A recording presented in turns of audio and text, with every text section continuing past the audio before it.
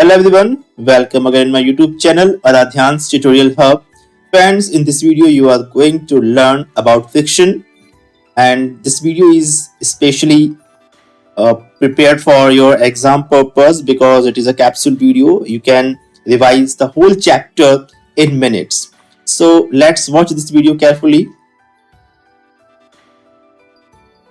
First of all, you should know what is friction. So we can say whenever we pull or push anything, or we can say there is two surface.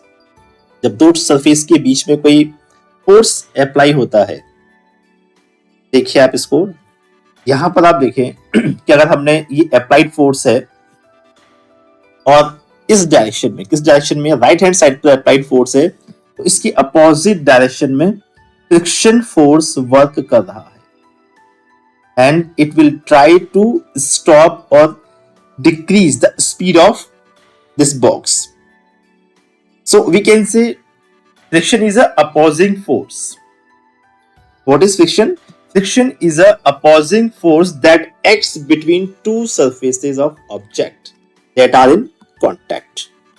तो यहां पर आप देखें ये box है, इस box का surface और ये जो फ्लोर है इसका सरफेस, ये दोनों सरफेस क्या है, कांटेक्ट में है, और इन दोनों सरफेस के बीच में कौन सा फोर्स काम कर रहा है, opposing force, that is friction.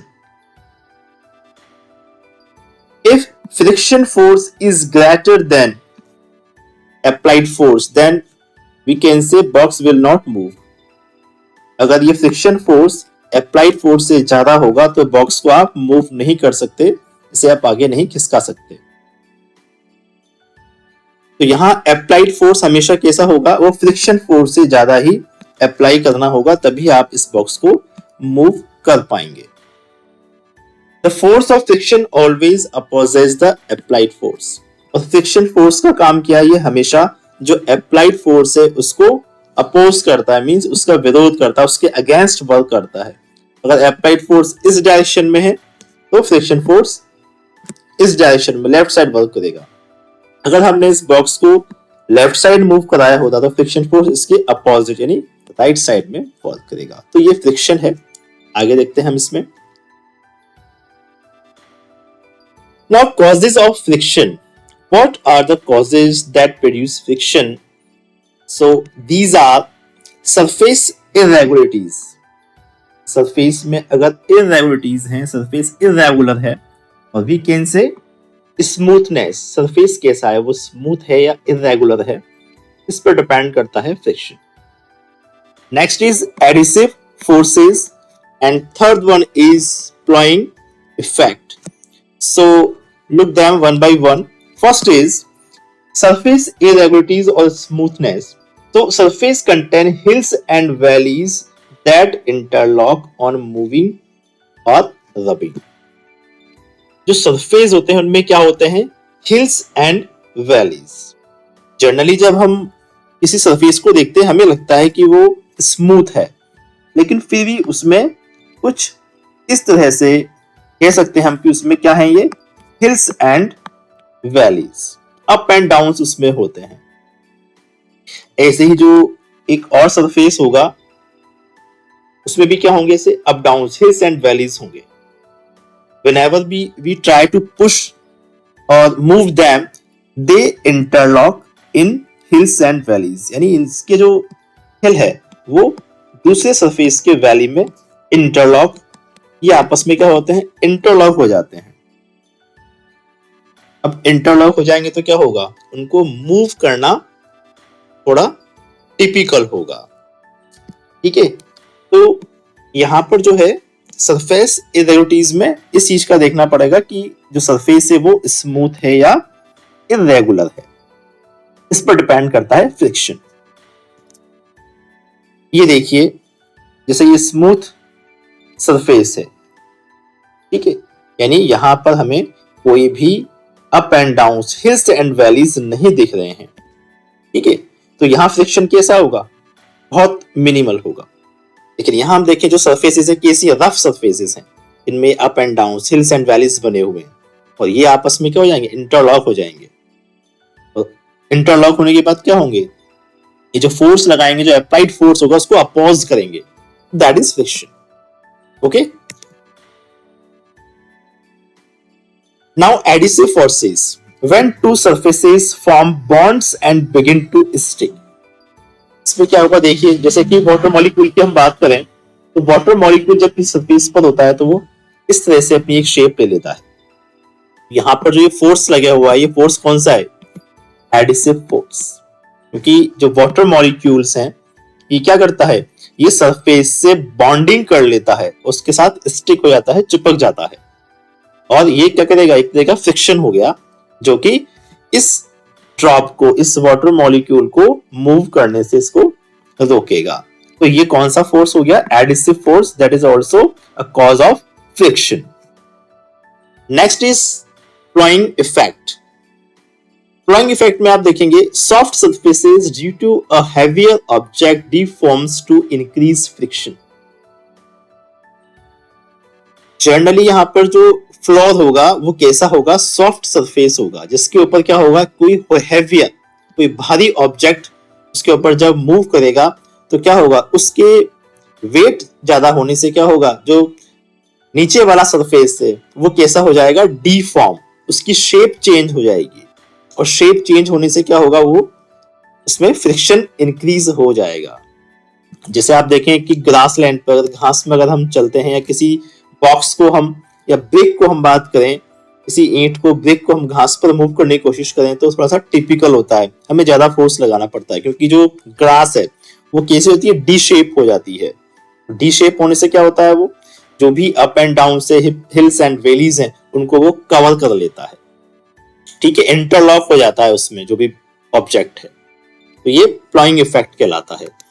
इसको हम देख सकते हैं कि जब हम किसी बॉल को सैंड पर मूव करते हैं तो यहाँ देखिए इसने क्या किया, इस सैंड को डीफॉर्म कर दिया। सैंड इस शेप में आपको दिख रहा है ये, लेकिन जब इस पर बॉल को हमने मूव कराया तो इसने सैंड को डी शेप कर दिया, और इससे क्या हुआ, फ्रिक्शन इंक्रीज हो गया। ये कहलाता है ploughing effect. Now next is types of friction. अब हम देखेंगे कि फ्रिक्शन के कौन कौन से टाइप्स हैं।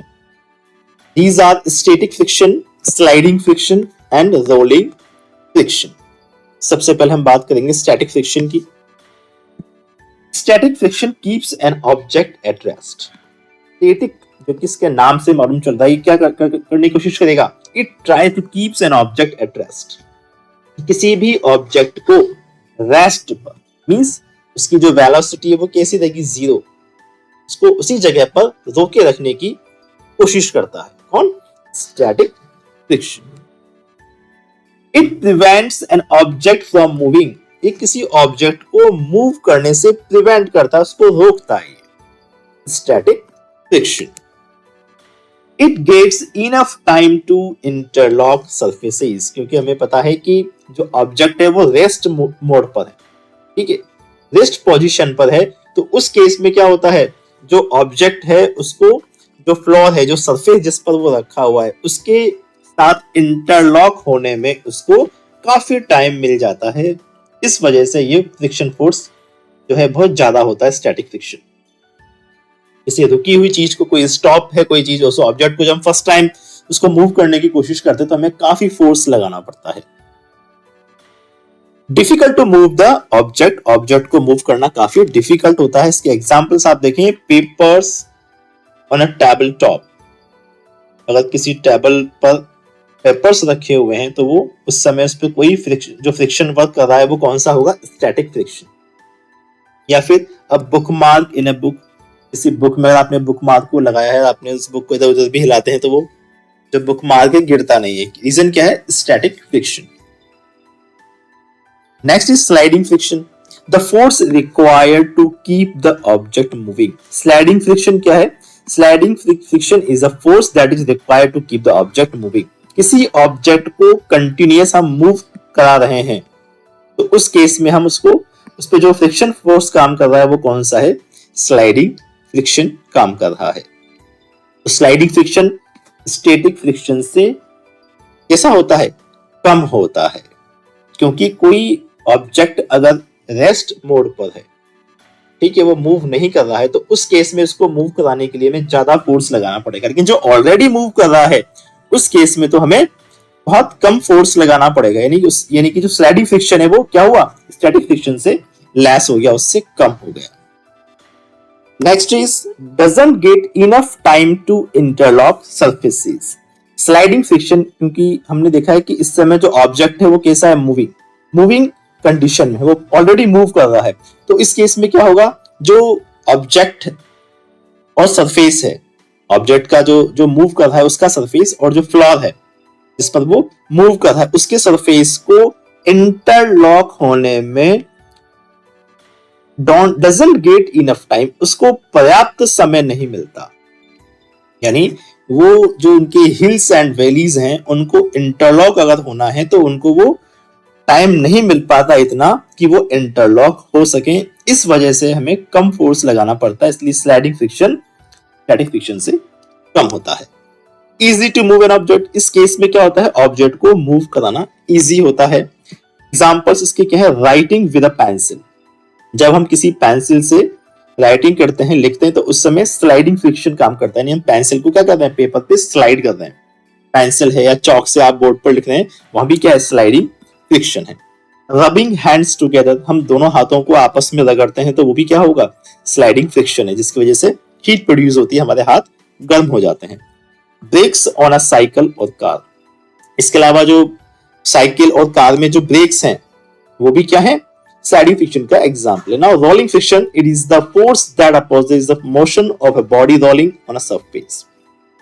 नाम से मालूम चल रहा है रोलिंग, यानी जब कोई ऑब्जेक्ट रोलिंग कर रहा है, रोल कर रहा है, गोल गोल घूम रहा है, उस समय क्या होगा, जो अपोजिंग फोर्स जो वर्क कर रहा है उसे हम क्या बोलते हैं, रोलिंग फ्रिक्शन। और आप जानते हैं रोलिंग फ्रिक्शन जो है स्लाइडिंग फ्रिक्शन से भी कम होगा। किसी ऑब्जेक्ट को, सपोज कीजिए कोई हैवी बॉक्स है, उसको आप स्लाइड करके खींच के खिसका रहे हैं, तो आपको काफी फोर्स लगाना पड़ेगा। लेकिन उस ऑब्जेक्ट के, उस बॉक्स के नीचे अगर व्हील्स लगे हों तो फिर आप बड़ी इजीली उसको मूव करा सकते हैं। It means we can say rolling friction is less than sliding friction. इसके एग्जांपल्स क्या हैं, बॉल बियरिंग, जो बॉल बियरिंग होती है, बैरिंग्स का यूज जो मशीनरी में होता है वो इस वजह से ही किया जाता है ताकि फ्रिक्शन को हम बिल्कुल मिनिमम कर सकें। रोलर स्केट्स, जो स्केट्स वाले शूज हैं जिनको आप पहनकर पैरों में स्केट्स करते हैं, तो उसमें भी जो रोलर्स होते हैं उसमें भी कौन सा फ्रिक्शन काम करता है, रोलिंग फ्रिक्शन। इसके अलावा जो लगेज होते हैं, ट्रॉली बैग्स होते हैं, उनके नीचे भी क्या होते हैं, रोलर्स लगे होते हैं, व्हील्स लगे होते हैं, जो कि क्या करते हैं, उस लगेज को मूव करने में हेल्प करते हैं। बहुत इजीली हम उस लगेज को मूव करा सकते हैं। सो our final conclusion is that rolling friction is less than sliding friction and sliding friction is less than static friction. rolling friction सबसे कम होगा स्लाइडिंग और स्टैटिक में, और स्टैटिक फ्रिक्शन सबसे ज्यादा होगा स्लाइडिंग और रोलिंग से भी। ओके, तो इस बात को आप ध्यान रखेंगे, आपके लिए इंपॉर्टेंट पॉइंट हो गया। Now next is friction a necessary evil. अब देखिए, फ्रिक्शन हर चीज के हम जानते हैं, जब भी हम साइंस की बात करते हैं, there are benefits and their harmness. हर चीज के पॉजिटिव और नेगेटिव एस्पेक्ट्स होते हैं। जब हमने माइक्रो ऑर्गेनिज्म की बात की थी, जो चैप्टर हमारा सेकंड है, उसमें भी हमने देखा था harmful micro organism and beneficial micro organism. तो हर चीज के पॉजिटिव और नेगेटिव एस्पेक्ट्स होते हैं, तो यहाँ भी हम फ्रिक्शंस के देखेंगे कौन से पॉजिटिव और नेगेटिव एस्पेक्ट्स हैं।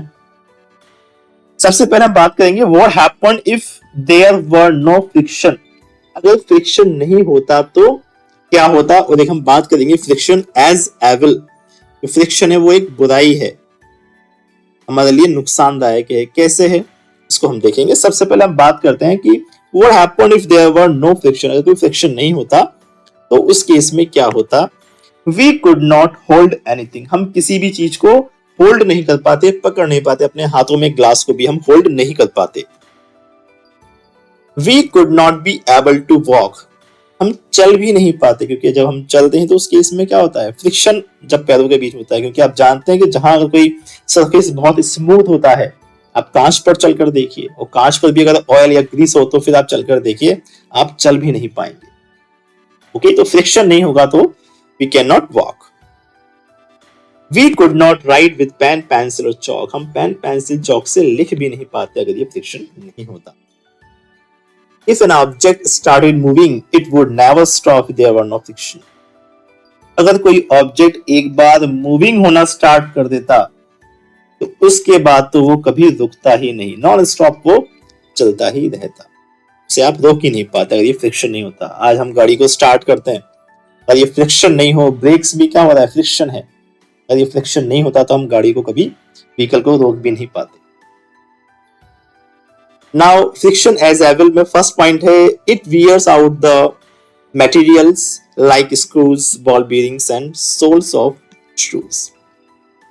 आप जानते हैं कि फ्रिक्शन की वजह से ही जो स्क्रूज हैं या बॉल बेयरिंग है ये घिस जाते हैं, में डेप्रिसिएशन लगता है टाइम के बाद, ये इनके जो बॉल्स हैं वो घिस जाएंगे, है ना, खराब हो जाती हैं, बेयरिंग्स भी, स्क्रू भी खराब हो जाते हैं यूज करने के बाद। हमारे शूज के सोल्स हैं वो भी क्या होते हैं, घिस जाते हैं, फ्रिक्शन की वजह से ही होता है ये, है ना। तो एक तरह से ये हमारे लिए क्या होगी, एवल भी होगी, फिर हमें नया शूज या न्यू स्लीपर परचेज करनी पड़ती है। When a machine is operated, heat generated due to friction causes much wastage of energy.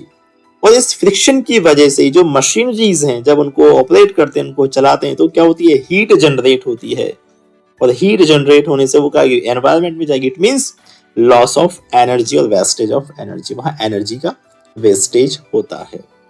तो ये इसके कुछ एग्जांपल्स हैं friction as well. Now next topic is increasing and reducing friction, कि अगर हमें फ्रिक्शन को इंक्रीज करना हो तो क्या करें या रिड्यूस करना हो तो क्या करें, उस पर टॉपिक है ये हमारा। ये भी इंपॉर्टेंट है क्योंकि कई बार हमें फ्रिक्शन की नेसेसिटी भी होती है, हमें उसको इंक्रीज भी करना होता है, कभी हम चाहते हैं कि फ्रिक्शन को हम कम करें, उसको रिड्यूस करें। तो दो टॉपिक हमारे रहेंगे, examples of increasing friction and examples of reducing friction. तो सबसे पहले हम बात करेंगे एग्जांपल्स ऑफ इंक्रीजिंग फ्रिक्शन की, हम कहां-कहां फ्रिक्शन को इंक्रीज करना चाहेंगे। The sole of shoe is grooved और स्पाइक्ड, जो शूज होते हैं उनके सोल को ग्रूव्ड और स्पाइक्ड, या तो उसमें क्या होती हैं, कोई हिल्स एंड वैलीज वाला कॉन्सेप्ट होता है, उसमें इस तरह की शेप बनाई जाती है जो कि जो ग्राउंड है उसमें उसको वो इंटरलॉक हो जाए और आप इजीली वॉक कर सकें या रन कर सकें। स्पोर्ट्समैन इस वजह से जो स्पाइक्ड शूज है उसको प्रीफर करते हैं। The tires of car, trucks and bulldozers have treads or grooves. ये देखिए टायर में भी जो क्या होते हैं, ट्रेड्स एंड ग्रूव्स बने होते हैं। ये इस शेप की वजह से ही फ्रिक्शन इंक्रीज होता है और कोई व्हीकल इजीली चल पाता है। आप जानते हैं बुलडोजर है काफी हैवी होती है और जो इनका जो वर्कआउट है वो भी काफी टिपिकल होता है, उस केस में इनको ग्रिपिंग की ज्यादा आवश्यकता होती है। ट्रक्स हैं काफी लोड को लेके चलते हैं, तो यहाँ फ्रिक्शन बहुत ज्यादा इनको चाहिए, इंक्रीज करना पड़ता है, इसलिए इनके जो टायर्स हैं इनमें ग्रूव्स और ट्रेड्स ज्यादा होते हैं। स्लीपर्स और शूज के लिए हमने देख ही लिया है, इसके सोल भी कैसे होते हैं, इनमें भी ग्रूव्स और स्पाइक्ड बने होते हैं to increase friction. Now brake pads are used in the brake system. अभी स्लाइडिंग फ्रिक्शन में हमने बात की थी, जो ब्रेक्स हैं, जो ब्रेक पैड्स हैं, ये क्या है, ब्रेक पैड्स ये रहे, ठीक है, यहाँ पर ये इस जगह पर अप्लाई होते हैं और इस डिस्क को ये इसे जब टच होते हैं, प्रेस करते हैं हम जब ब्रेक को, तो ये इसको स्लाइडिंग फ्रिक्शन से इसको रोकने की कोशिश करते हैं, इसी को रोकते हैं। तो ब्रेक सिस्टम इसी पर वर्क करता है। तो यहाँ भी हमें क्या चाहिए, फ्रिक्शन को इंक्रीज करना पड़ता है, इमीडिएटली किसी व्हीकल को रोक सके। कबड्डी प्लेयर्स रब their hands in soil for the better grip of their opponent. जो कबड्डी प्लेयर्स हैं वो भी क्या करते हैं, आपने देखा होगा, जब भी वो सामने वाले जो अपोनेंट टीम है उसके पाले में जब जाते हैं, उसके एरिया में जाते हैं, तो अपने हाथों पे मिट्टी को, सॉइल को रगड़ कर वो जाते हैं ताकि सामने वाले को अच्छे से वो पकड़ सके, उनकी ग्रिपिंग अच्छी हो सके। Gymnast apply some chalk powder on their hands for better grip. जो जिम्नास्ट होते हैं आपने देखा होगा, जो पोल वगैरह पे जो अपने जो है इस तरह का एक्ट करते हैं, तो उस केस में उनको ग्रिपिंग की ज्यादा जरूरत पड़ता है कि उनके हाथ फिसले नहीं। उस केस में क्या करते हैं, वो चॉक पाउडर को यूज करते हैं, इस तरह का जो मटेरियल यूज करते हैं ताकि उनकी ग्रिपिंग बढ़ सके। Now examples of reducing friction. First example is sprinkle fine powder on the carrom board. आपने देखा होगा कैरम बोर्ड को जब हम खेलते हैं तो उस पर पाउडर को, वो जो फाइन पाउडर, बहुत बारीक पाउडर इसका अलग से भी आता है, उसको उसके ऊपर स्प्रिंकल किया जाता है, छिड़का जाता है। इससे क्या होता है, स्ट्राइकर है बहुत इजीली मूव करता है, ठीक है, क्योंकि ये पाउडर क्या करता है, जो स्ट्राइकर और जो सरफेस है कैरम बोर्ड का, उसके बीच में अगर कोई जो हिल्स एंड वैलीज कोई गैप है, तो ये पाउडर क्या करता है, उसको फिल कर देता है। तो फिल करने से क्या होता है, बिल्कुल स्मूथली स्ट्राइकर जो होगा वो मूव करेगा। यूजिंग ऑफ ऑयल, ग्रीस और graphite lubricants between moving parts of machine.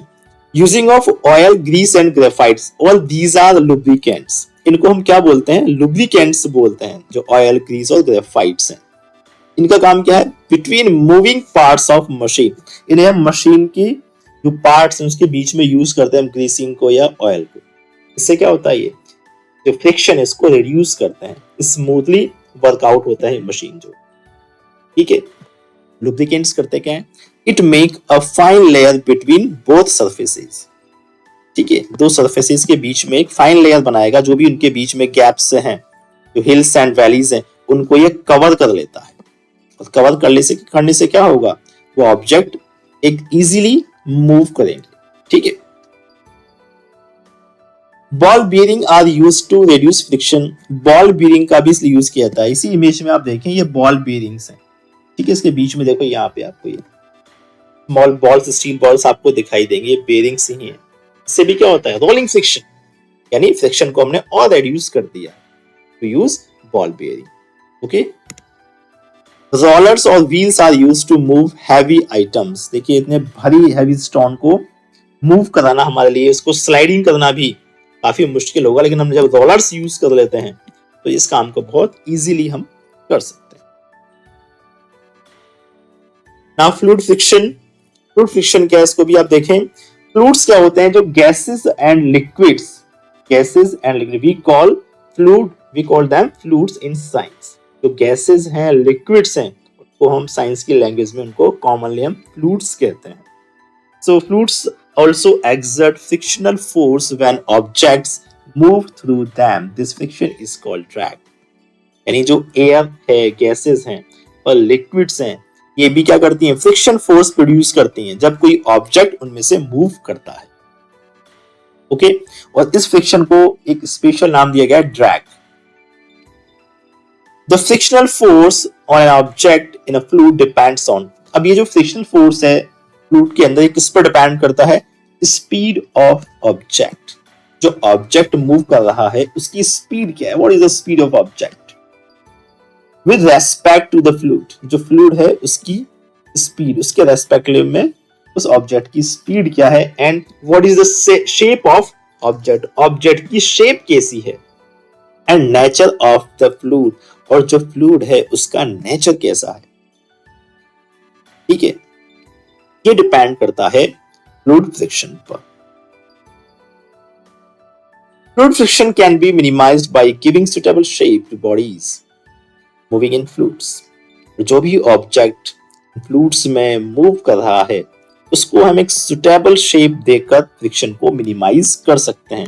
इसका एग्जांपल देखिए, जैसे कि जो एरोप्लेन, इनकी शेप इस बेस पर बनाई गई है। जो बर्ड्स होते हैं, आपने देखे होंगे, बर्ड्स की जो फ्रंट शेप जो होती है बिल्कुल शार्प होती है, पॉइंटेड होती है, ताकि वो एयर के फ्रिक्शन को उससे ओवरकम हो सके, उसको भी पार कर सके। ठीक है, और इजीली वो फ्लाई कर सके। और इसी चीज को ध्यान में रखते हुए जो एरोप्लेन्स हैं, रॉकेट्स हैं, वो आपने देखे होंगे, आगे उनका जो हेड होता है हमेशा कैसा होगा, पॉइंटेड होगा, शार्प पॉइंटेड होते हैं ये। ठीक है, और इस शेप की वजह से क्या होता है, जो एयर फ्रिक्शन है वो कम होता है। और सिमिलरली आप वाटर में देख सकते हैं, जो बोट्स हैं, शिप्स हैं, वो आगे से कैसे होते हैं, वो आगे से बहुत, उनका जो एरिया बहुत कम किया जाता है, वो भी बहुत शॉर्ट होते हैं, पॉइंटेड होते हैं।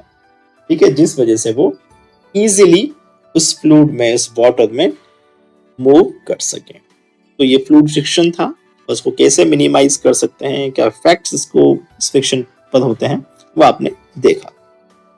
बच्चों, उम्मीद करते हैं कि आपको वीडियो बहुत अच्छा लगा होगा और आपके इस पूरे कंप्लीट चैप्टर का एक शॉर्ट रिवीजन आप इस वीडियो की हेल्प से कर सकते हैं। वीडियो अच्छा लगा हो तो लाइक जरूर करें। आपके कोई भी डाउट्स हैं, उन डाउट्स को आप कमेंट बॉक्स में कर सकते हैं, ताकि हम उस पर भी कोई वीडियो बनाकर आपके उस डाउट को क्लियर कर सकें। चैनल को सब्सक्राइब करना ना भूलें। अभी तक सब्सक्राइब नहीं किया है तो सब्सक्राइब जरूर करें और अपने फ्रेंड्स को शेयर जरूर करें। मिलते हैं नेक्स्ट वीडियो में। Till then keep watching Aaradhya's tutorial hub.